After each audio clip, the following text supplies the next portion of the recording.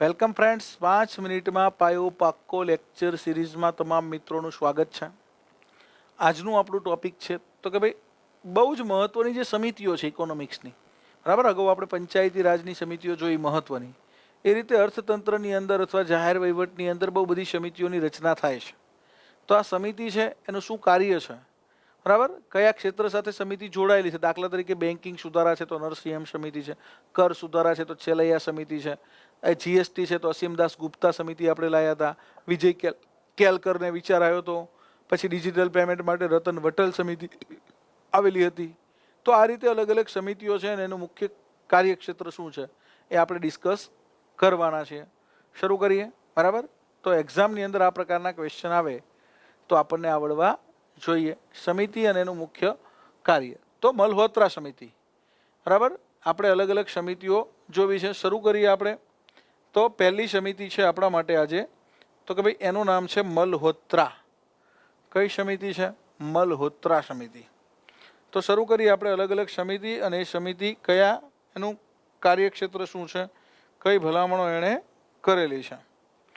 તો મલ્હોત્રા સમિતિ વીમા ક્ષેત્રની અંદર સુધારા, ઇન્સ્યોરન્સ ક્ષેત્રની અંદર સુધારા માટે રચવામાં આવેલી. કેલકર સમિતિ પછાત જાતિ માટે, બરાબર, પછાત જાતિના વિકાસ માટે કેલકર સમિતિ. ત્યાર પછી મહાલનો બીજ સમિતિ, રાષ્ટ્રીય આવક, ખાસ યાદ રાખજો પીસી મહાલનો બીજ, બરાબર. આ પીસી મહાલનો બીજનું એક પંચવર્ષીય યોજનાનું મોડલ એ હતું. બીજી પંચવર્ષીય યોજના કોનું મોડલ હતું? પીસી મહાલનો બીજનું. તો રાષ્ટ્રીય આવક માટે પણ પીસી મહાલનો બીજ સમિતિ બનેલી છે. સરકારિયા સમિતિ, કેન્દ્ર અને રાજ્યના સંબંધો માટે કઈ સમિતિએ કાર્ય કરેલું છે?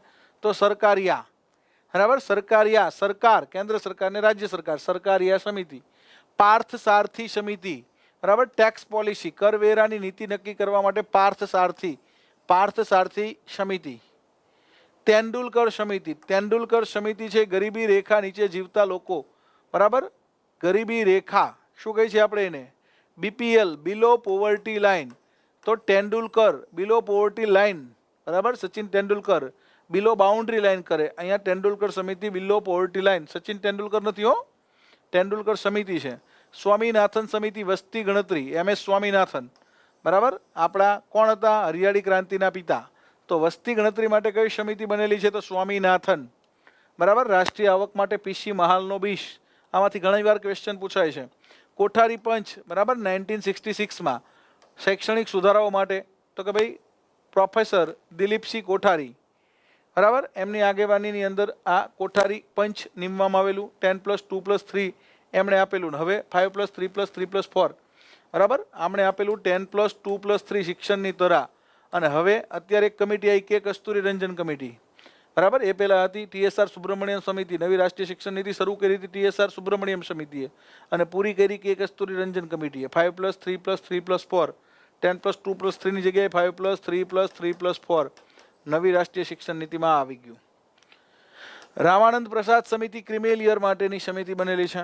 શિવરામન સમિતિ, નાબાર્ડ, બરાબર. નાબાર્ડની સ્થાપના કઈ સમિતિની આધારે કરવામાં આવી? તો શિવરામન સમિતિની ભલામણને આધારે નાબાર્ડની સ્થાપના કરવામાં આવી, બરાબર. NABARD, national bank four agriculture and rural development, 12 જુલાઈ 1982 મુંબઈ ખાતે નાબાર્ડની સ્થાપના કરવામાં આવેલી. યશપાલ કમિટી, શૈક્ષણિક સુધારા માટે, બરાબર. યશપાલ કમિટી આપણે નિમેલી. ભાર વિનાનું ભણતર, શૈક્ષણિક સુધારા માટે યશપાલ, પ્રોફેસર યશપાલની આગેવાનીમાં. છેલૈયા સમિતિ, કાળા નાણાંને નાથવા માટે, બરાબર. છેલૈયા સમિતિ, કર સુધારણા અને કાળા નાણાંને નાથવા માટે. બળવંતરાય મહેતા, પંચાયતી રાજ માટે સમિતિ બનાવેલી, બરાબર. પંચાયતી રાજના પિતા બળવંતરાય મહેતા. તો બળવંતરાય મહેતા સમિતિ પંચાયતી રાજની તો ઘણી બધી સમિતિ આપણે આગળ જોઈ છે, બરાબર. બળવંતરાય મહેતા અને અશોક મહેતાને, બરાબર. શ્રીમન નારાયણ સમિતિથી શરૂ કર્યા હતા. શ્રીમન નારાયણ સમિતિ, બળવંતરાય મહેતા સમિતિ, અશોક મહેતા સમિતિ, હનુમંતરાવ સમિતિ, જીવી રાવ સમિતિ. ત્યાર પછી તો કે ભાઈ LM સિંઘવી સમિતિ, PK થુંગન સમિતિ, દિલીપસિંહ ભુરિયા સમિતિ. રાજા ચેલૈયા સમિતિ, ટેક્સ કરમાં સુધારા માટે રાજા ચેલૈયા, બરાબર. રાજા ચેલૈયા સમિતિ શેના માટે છે? ટેક્સમાં સુધારા માટે છે. અને આપણે આગળ જોઈ હતી તો કે ભાઈ એક ચેલૈયા સમિતિ છે એ કાળા નાણાંને નાથવા માટે હતી. અહીંયા રાજા ચેલૈયા, બરાબર, ટેક્સમાં સુધારા. આબિદ હુસૈન સમિતિ, નાના ઉદ્યોગો, બરાબર, સ્મોલ ઇન્ડસ્ટ્રીઝ માટે. માંડલ કમિશન, પછાત જાતિઓ માટેની બેઠકોનો અનામત, બરાબર. માંડલ કમિશન આપણને યાદ છે, પછાત જાતિઓ માટે OBC માટેની અનામત માંડલ કમિશનની ભલામણ છે. શુંગલુ સમિતિ સરદાર સરોવર બંધ યોજનાના વિસ્થાપિતોના પુનર્વસન માટેની સમીક્ષા આ કરે છે, બરાબર. શુંગલુ સમિતિ કે જે વિસ્થાપિતો છે આના માટે આખું એક નર્મદા બચાવો આંદોલન કરે છે મેઘા પાટકર, બરાબર. એની સાથે જોડાય છે અરુંધતી રોય ને આમિર ખાન ને બધા જોડાઈ જાય છે, બરાબર. બાબા આમટે ને બધા. સરદાર સરોવર બંધના વિસ્થાપિતોના પુનર્વસન.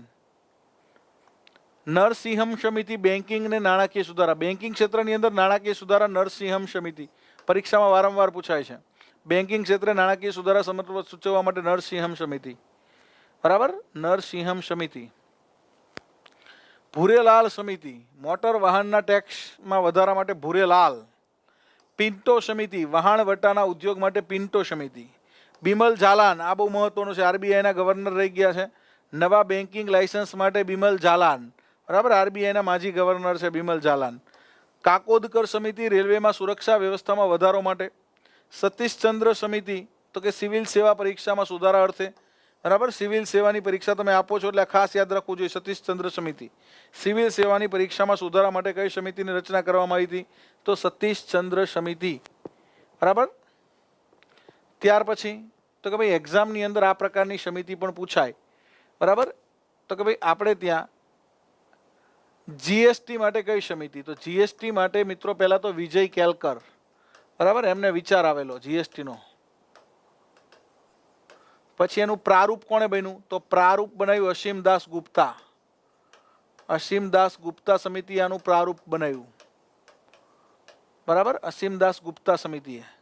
અને જીએસટી કાઉન્સિલ માટે કઈ સમિતિ આવશે? તમે મને કોમેન્ટ કરજો. જીએસટી કાઉન્સિલ માટે કઈ કમિટી આવશે? 279A. હા, તો જીએસટી માટે. પછી ડિજિટલ પેમેન્ટ માટે કઈ સમિતિ? તો રતન વટલ છે. ડિજિટલ પેમેન્ટ માટે કઈ છે? ડિજિટલ પેમેન્ટ માટે રતન વટલ સમિતિ. આ પણ એકવાર પૂછાઈ ગઈ છે, રતન વટલ સમિતિ. પછી તો કે ભાઈ આપણે રેલવે બજેટને સામાન્ય બજેટની અંદર ભેળવું 2017ના બજેટથી, બરાબર. રેલવે બજેટનો સામાન્ય બજેટમાં વિજય થયો એની માટે તો કે વિવેક દેબરોય સમિતિ હતી. વિવેક ઓબરોયની હો, વિવેક દેબરોય સમિતિ. તો આ પણ પરીક્ષામાં પૂછાઈ ગઈ છે, વિવેક દેબરોય સમિતિ. પછી તો કે ભાઈ આપણે ત્યાં એમએસપી માટે કઈ સમિતિએ ભલામણ કરી છે? મિનિમમ સપોર્ટ પ્રાઇસ માટે તો એલકે ઝા સમિતિ. તો આ રીતની અલગ અલગ સમિતિ અને એ સમિતિની ભલામણ એક્ઝામની અંદર વારંવાર પૂછાતી હોય છે.